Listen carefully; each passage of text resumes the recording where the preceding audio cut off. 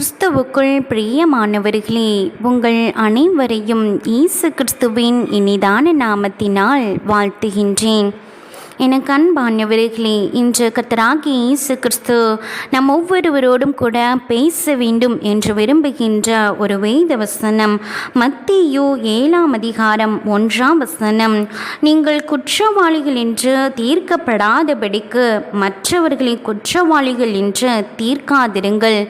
எனக்கு அன்பானவர்களே, இன்று கிறிஸ்துவின் பிள்ளைகளாய் இருக்கின்ற நம்மில் எத்தனை பேர் நம்மை சுற்றி இருக்கிற சக நண்பர்களும் நம்முடைய உறவினர்களும் நாம் வேலை செய்கிற ஸ்தலங்களிலே நம்மோடு கூட பணிபுரிகின்ற ஒவ்வொருவரையும் அவர்கள் செய்கின்ற ஏதோ ஒரு தவறுகளின் நிமித்தமாய், ஒரு சின்ன பாவங்களின் நிமித்தமாய் அவர்களை பாவி என்று, குற்றவாளி என்று தீர்த்து அவர்களை புறம் தள்ளி வைத்திருக்கின்றோமா?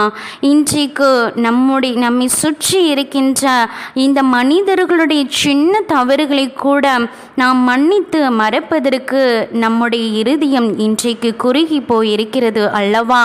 கர்த்தராகிய இயேசு கிறிஸ்து இதை நம் ஒருவருக்கும் கற்றுக் கொடுக்கவில்லை. பிரியமானவர்களே, நாம் இன்று குற்றவாளிகள் என்று தீர்க்கப்படாதபடிக்கு மற்றவர்களை நாம் குற்றவாளிகள் என்று தீர்க்கக்கூடாது என்று கர்த்தராகிய இயேசு கிறிஸ்து நம் ஒவ்வொருவருக்கும் கற்றுக் கொடுக்கின்றார்.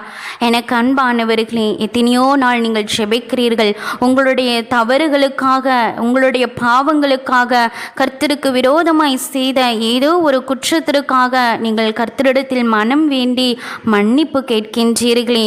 ஆனால் நீங்கள் மற்றவர்களுடைய குற்றங்களை மன்னிக்கின்றீர்களா? சற்று சோதித்து பாருங்கள். பிரியமானவர்களே, நீங்கள் மற்றவர்களுடைய குற்றங்களை மன்னிக்காமல் கர்த்தரிடத்தில் எத்தனை முறை என்னுடைய குற்றங்களை மன்னியும் ஆண்டவரே என்று சொல்லி கேட்டாலும் கர்த்தரால் உங்களை மன்னிக்க முடியாது. பிரியமானவர்களே, இதுதான் உண்மை.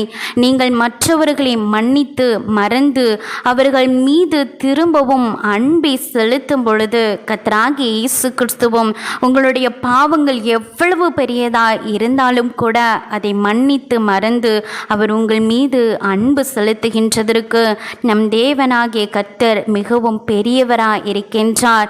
ஆம் பிரியமானவர்களே, இன்றைக்கும் நாம் ஒவ்வொரு நாளும் ஒவ்வொரு நொடி பொழுதும் கூட நாம் பாவங்கள் செய்து கொண்டே இருக்கின்றோம். நாம் ஒருவர் கூட நீதிமான் என்று கர்த்தருக்கு முன்பு சொல்லவே முடியாது. ஏனென்றால் நாம் இந்த உலகத்தில் பிறந்திருக்கிற ஒவ்வொருவரும் நாம் பாவிகளாகவே இருக்கின்றோம்.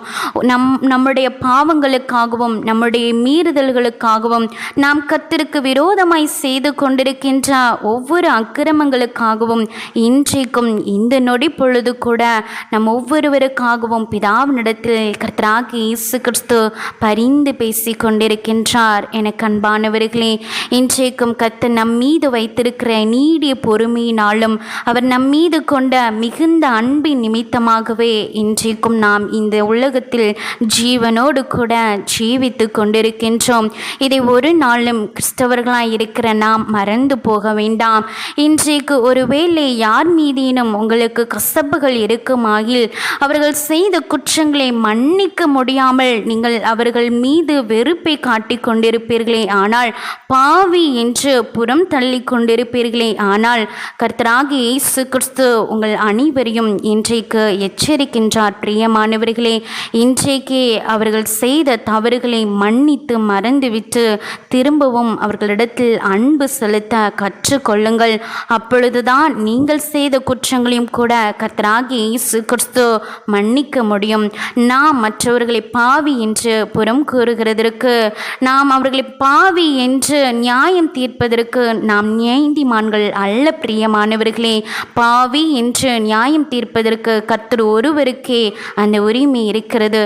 இதை மறந்து போகாதபடிக்கு இன்றைக்கு கர்த்தருக்கு முன்பாகவும் மற்றவர்களுக்கு முன்பாகவும் நம்மை தாழ்த்தி மற்றவர்களிடத்தில் அன்பு செலுத்துகின்றவர்களாய், மற்றவர்களுடைய குற்றங்கள் குறைவுகளை நாம் மறந்து மன்னித்து மீண்டும் அவர்களை நேசிக்கின்றவர்களாய் மாறுவோம். கர்த்தரும் நம் குற்றங்களை மன்னித்து மறந்து அதிகமான ஆசீர்வாதங்களை நமக்கு கொடுப்பதற்கு அவர் வல்லவராயிருக்கின்றார்.